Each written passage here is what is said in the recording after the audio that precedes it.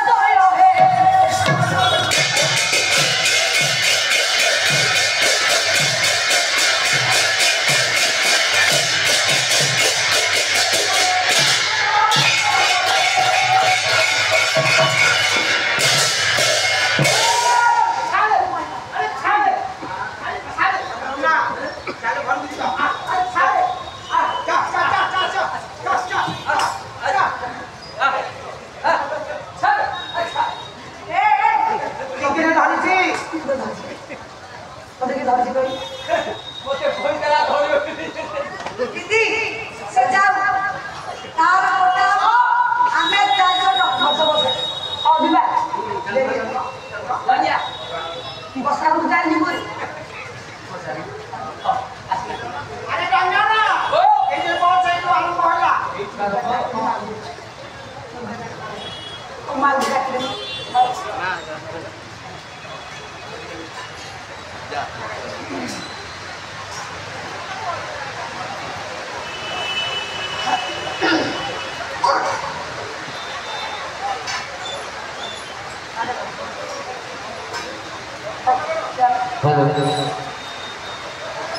जय जगन्नाथ मंचासीन पाहाड़े आमर प्रदान करिथिबा माजी पुष्पमाला सहित किछि भाग्य मुद्रा प्रदान करछन्ती आमे तांको ए पाला पाला मध्यरु माध्यमरु आमे तांको एक वस्त्र प्रदान करछु जय हिंद अनुष्ठान अनेक शुभेच्छा संसार माँ देखे आज्ञा अला माँ सिना जने पुओ मन कथा भाई मन औरी कवि मन कथा जानती भावुटे प्रिया मन चाहे संसार आजम को पवित्र भाव रे एई माँ मान को देखिले उदासर विदात कष्ट लग जाए काले साल साढ़े 3 टा अभी काल पाला करला माँ मोर 2:30 पर्यंत एई बसी दुख लगे ए काकर भिजा ये वर्षा समय रे जाओ एते समप्रदान करी हरि कथा रे मर्दी जाई छी मो मां है कष्ट लागिला देखि छी मां को देखि मैं भली मां को देखि हरि कथा रे केते जन बसंती मो मां आ हरि कथा को के सुनंती जो कहन देनी गांधी होला को हरि नाम को झकाटा किंतु ए मते कोंदी पागल नहीं बोली ती कहला मो मा पागल नहीं बोली ना मो मा बोली ते काले आगे माने समस्त पळा नै छंदी दुईदल पाला पाला में आसीछु कोन गाउछु कोन कहछु बोली कई मध्ये हमकु साथ दे किंतु केवल खाली ए सुंदर मंत्र ए मोर मा थाए केवल गोटिया ना थे से मा के ए हमला कानी भय कानी रे जो ममता को खाली नहीं थला मते ममता मोर सब दिन पाई स्मरण रही जीव तो जाओ ए मार हम कहछि तुम जियो मां को फोन दे दिन किछि नहीं मोर कर्तव्य मो मां पे खंडी मस्त ए वस्त्र दान दो आज पैसा दे दो बोला मां बोली जो ना दिगिए बाछीला सदे काकू बोलिया मधुर बिछि लगे मोते काकू बोलिया मधुर लगे मोते काकू बोलिया मधुर लगे मोते आई नथिले जे गइबो आहा बाप धनरे लागिला रे बाबुरे सुख लागि मोरे सुख লাগিला रे बाबुरे सुख লাগিला रे बाबुरे रोग बाग हेले बिछड़ा बाटो झारी लोदारे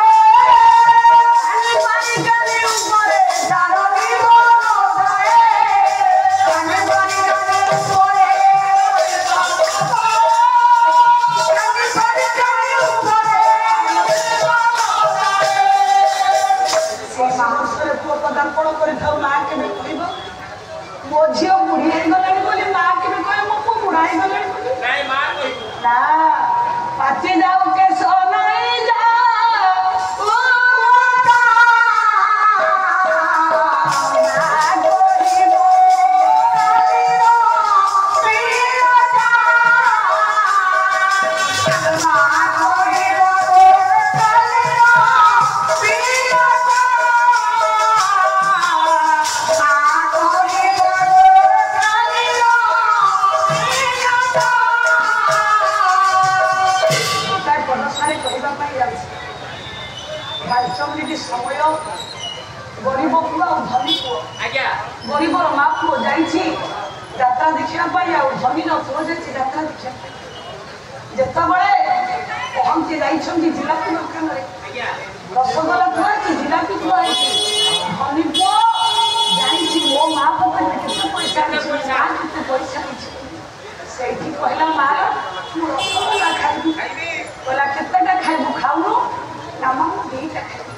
ଯାହାରେ ଟଙ୍କା 10 ଟଙ୍କା 20 ଟଙ୍କା କିଣିକି ଆଜି ଧନୀ ମା ଯେତେବେଳେ ପୁଅକୁ ଦେଇଦେଲା ଖାଇବା ପାଇଁ କିନ୍ତୁ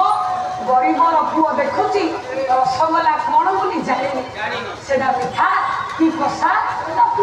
ଜାଣିନି କହିଲା ମା ସିଏ ଯେମିତି ଧରା ଧରା ଦିଟା ଖାଉଛୁ ମୁଁ ସେମିତି ଖାଇବି କହିଲା ଚା ଦେଖିଦେଲା ମା କାନି ବାନ୍ଧିଦେଲା ଖୋଲିଦେଲା ବେଳକୁ ଦେଖିଲା ଟଙ୍କାଟିଏ ଅଛି ଟଙ୍କା ପରେ ସାର୍ ରସଗୋଲା ହବ ନାଇଁ ସାର୍ ଟଙ୍କାରେ ରସଗୋଲା ହବ କିନ୍ତୁ ମା ଯେତେବେଳେ ବରା ପାଖରେ ପହଞ୍ଚିଲା ଗୁଲୁଗୁଲାଟି କିଣିକି ଆଣିକି ଦେଲା ମା ପଚାରିଲା ପୁଅ କହିଲା ମାର ତାର ତ କଣ ଧଳା ହେଇଛି ମୋର କଣ ନାଲିଆ ହେଇଛି କିଲୋ ମା କହିଲା ନାଇଁ ରେ ଧନ ଏ ଧନ ସେମାନେ ସାଉକାର ତାଙ୍କର ଧଳା ରସଗୋଲା ବଡ ବରା ଆମ ବରାର ରଙ୍ଗ ହଉଛି ନାଲି ଦେଖନ୍ତୁ ସାର୍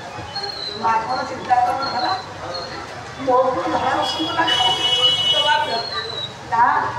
ମାର ମନ ଥିଲା ବେ କିନ୍ତୁ ଅର୍ଥର ଅଭାବ ଏଇ ତ ସଂସାର ଆଜ୍ଞା ଆମର ଜ୍ଞାନୀ ଡକ୍ଟର ମାଲ ହଉ ଧନ ଯିବା କବିରେ କଣ ପକେ ଇଏ କଣ ପିବ ପକେ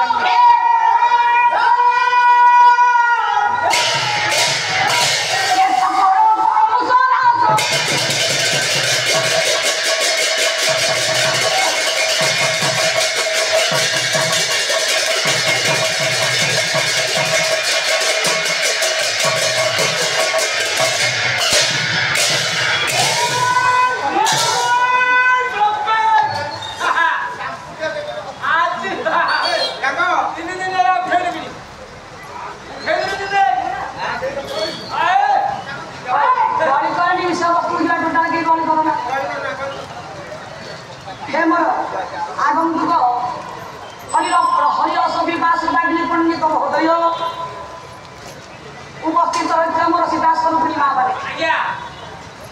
आपण मानकर आगे मो दुटे बसाण पद मुझे बाढ़ी हरि कथा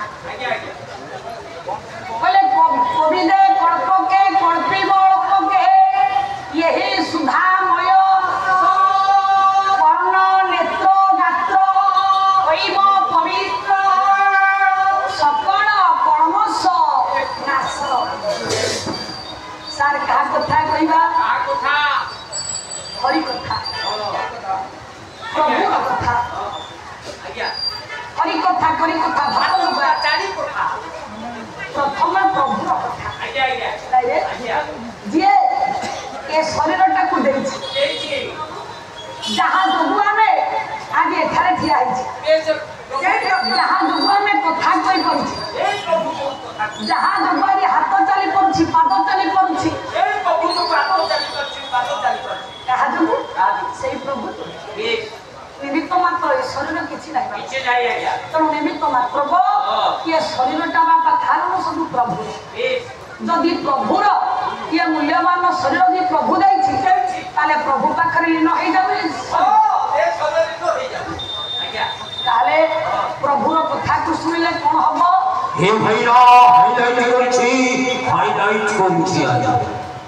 सकल कलमश नाश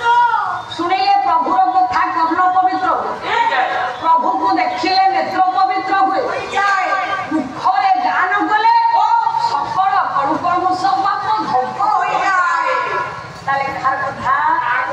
कृष्ण बोले जावत गोविंद चरण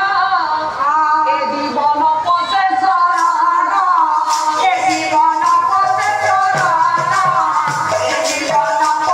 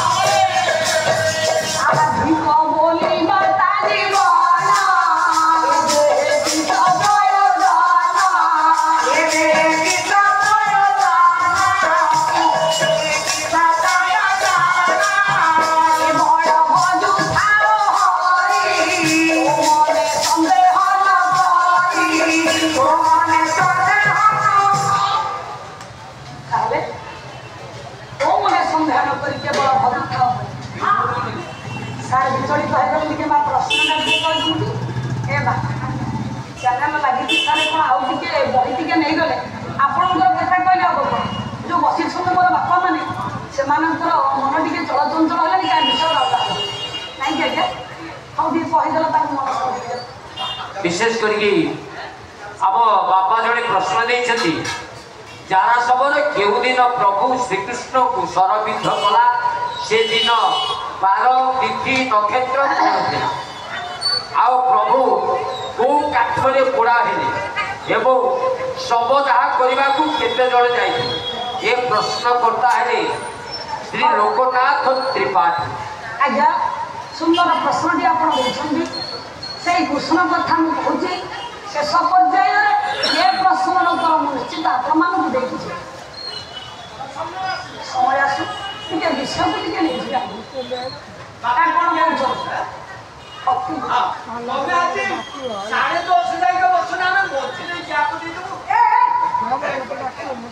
धन गली करे गोटा विव्रत होना कही प्रभुर कथा घुसले बापारे अंतर थी कौन कौन मोस पाप ता बहुत होना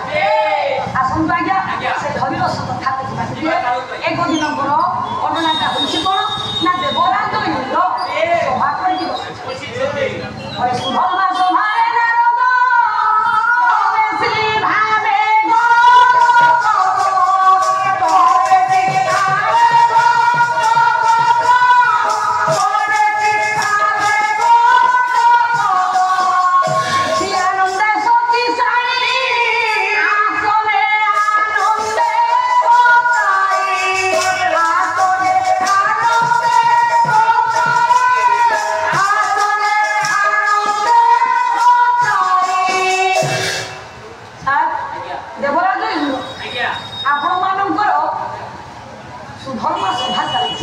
सभा कर सुधर्मा सभा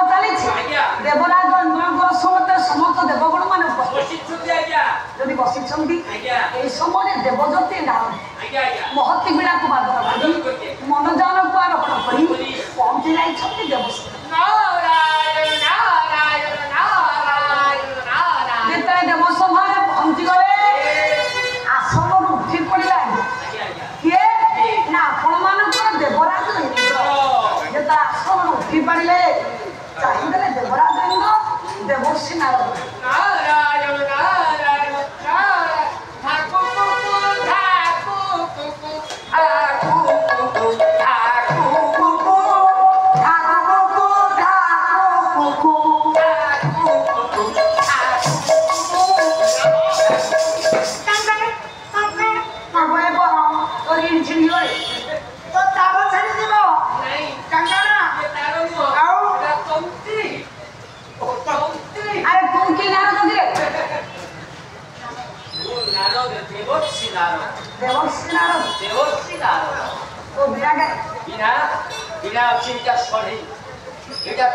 बीड़ा सारे सढ़े लगती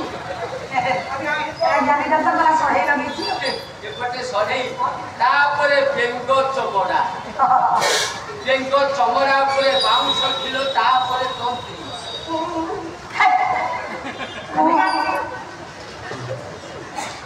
भगवान को दर्शन करने आदि देवर्षिनाथ पहुंचे आसन उठी पड़े देवराज इंद्र कहले हे देवर्षि केते केते मो प्रभु आगमन कल जेते कथा कहीदेले कथा सीना कहले कि देवराज इंद्र मुख टिके मलिन पड़ जाए नारद देखीदे कहले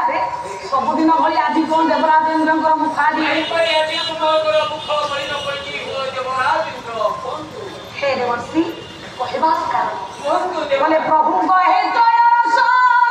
देखिबा पाइबो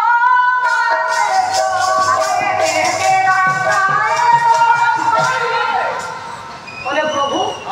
हे नारद जदि तुम आसीच ताले मोर दुखर भरा दुखटाକୁ दर्शन कल ताहले सुन कोन बोले प्रभु कहे तो रस देखिबा पाइबो मानस प्रभुଙ୍କର ତ୍ରୟରସ କଣ ଦେଖିବ କହିଲେ ଐଶ୍ୱର୍ଯ୍ୟ ମାଧୁର୍ଯ୍ୟ ବାତ୍ସଲ୍ୟ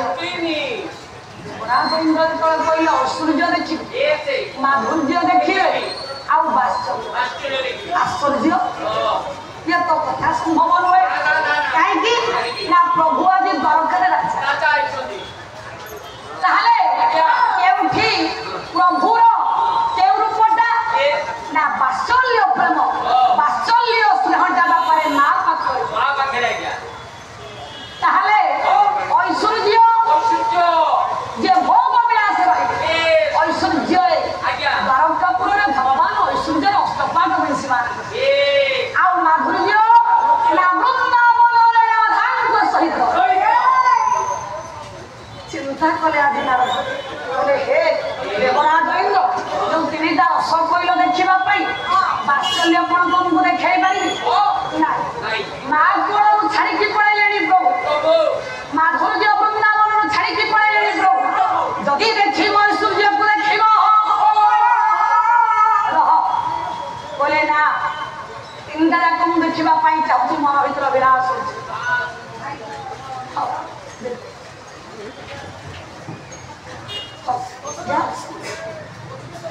তাহলে সজন চিন্তা কলে কেবল যদি নারদ কলে ঠিক আছে এইয়া চিন্তা করুছ ইন্দ্র কলে ভাই নারদ তুমি চাইলে প্রভুঙ্কর তিনিটা রূপକୁ ମୁଁ ସାକ୍ଷାତରେ ଦର୍ଶନ କରିପାରେ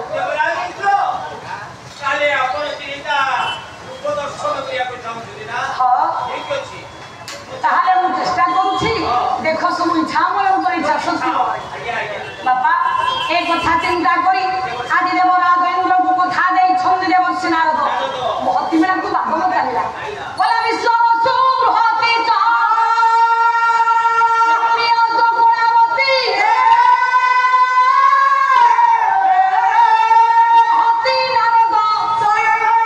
ସରସ୍ୱତୀ ତ ଗଚ୍ଛପି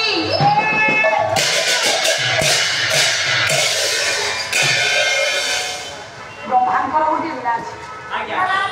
ସେ ବିଡ଼ା ନା ମୁଁ କାହିଁ କରିବି ତୁ କାହିଁ କରିବୁ ତାହେଲେ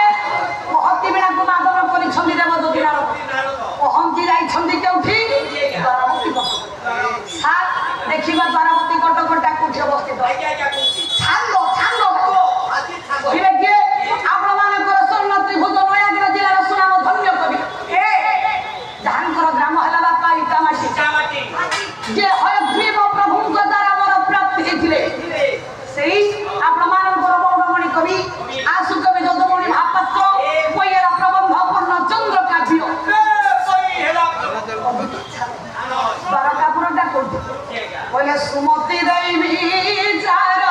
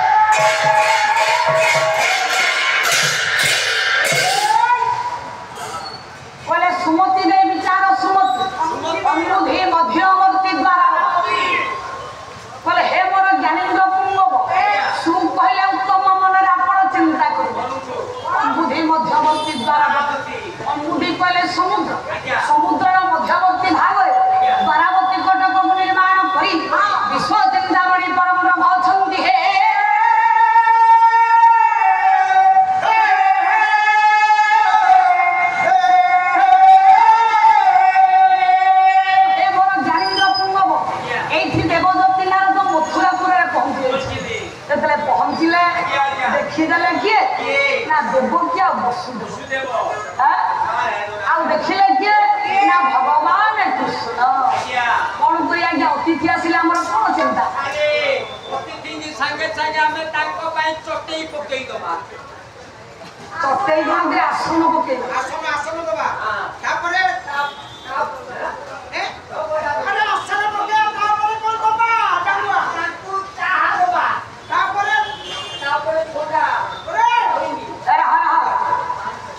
ତାହେଲେ ଅତିଥି ସତ୍କାର କରିବା ପାଇଁ ଆଜି ଯେତେବେଳେ କିଏ ସେ ଭଗବାନ କୃଷ୍ଣ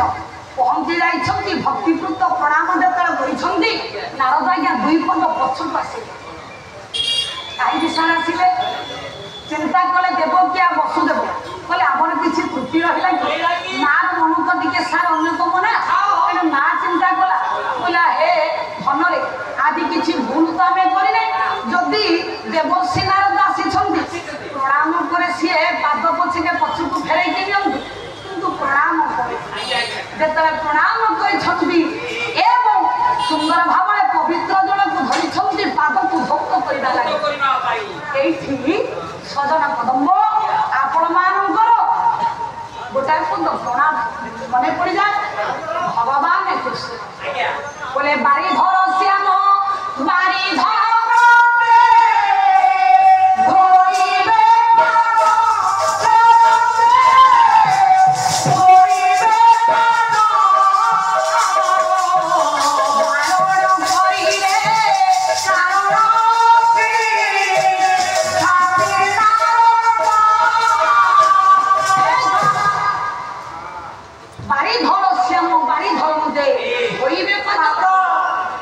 প্রভু বিশ্বচিন্তামণি পাদটাকে ধোଇବା ପାଇଁ ଯେତେବେଳେ ସୁବର୍ଣ୍ଣ କଳସରେ ପବିତ୍ର ଜଳକୁ ନେଇଛନ୍ତି ନାରଦଙ୍କର ପାଦଟାକୁ ଧୌତ କରିବା ଲାଗି ଏଇଠି ନାରଦ ମନା କଲେ। କାହିଁକି? ଛୁଅନା ଛୁଅନା ଛୁଅନା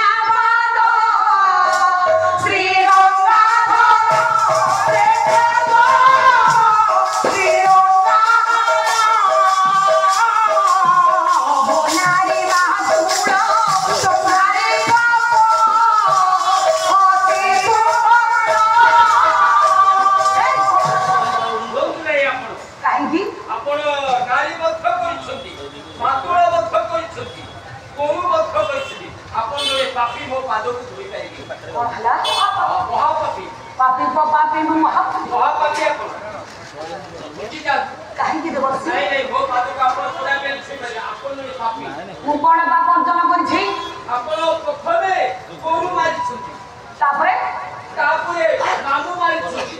ଆଉ ନାରୀ କି ମାରିଛି? କେଉଁ ନାରୀ କି ମାରିଛି? ବୋଲା ଖସି ପଡୁଛି କି ଆକାଶ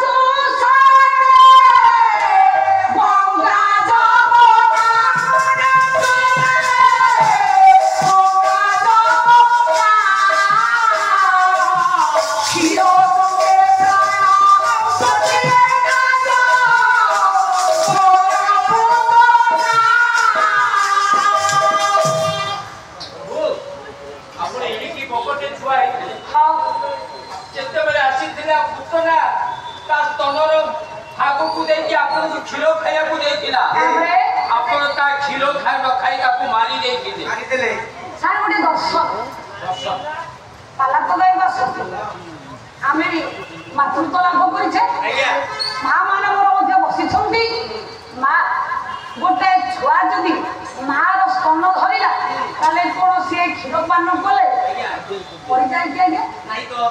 ଯଦି ବା ପୁତ୍ର ନା ଆସିଲା ଆଜ୍ଞା ସ୍ତନ ମଧ୍ୟରେ କଣ ବିଷକୁ ଭରିଥିଲା ଯେ ପ୍ରଭୁ ଖାଇବାରେ ମରିଗଲେ? ଯଦିଓ ଆମେ କହିବା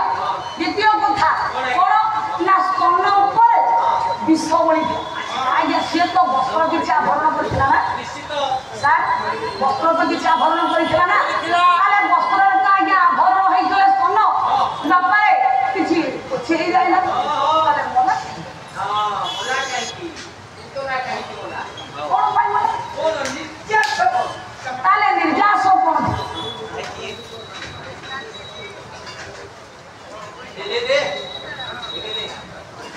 ଜୟ ଜଗନ୍ନାଥ।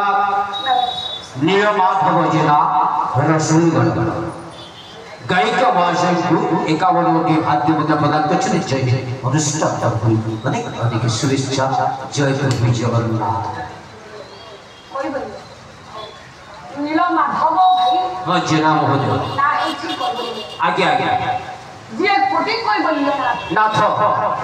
कोई बोलियो का तू कोई बोले जोना जो सूची की भाग लिखा होगा कोई बोलियो के निर्माल्य कोई बोले लोग निर्माल्य लोग महाप्रसाद गोटे महाप्रसाद महाप्रसाद कोन महाप्रसाद सारे आका कथा नाही दे एका केमते सर अरे महाप्रसाद गोटे महाप्रसाद गोटे अन्न गोटे आ लगा छी ना जब कोई बोलियो को पाइले ऊपर मो सब भोग भाई रो नाम सुनिले दुख चली जाए कोई ना गो नीलमाधव बोले कंटिलो रे माधव तू श्रीक्षेत्र कालिया सेठी सुना एठी सुना देश सेठी काई चला नहीं दी तो सही पड़ी कर तो गरम तो पड़ी सब मान नहीं तो आ ये समर ब्राह्मण मन पे उपस्थित रही बागन को बहिन स्वागत मो मान करो मातृस्थान हमेशा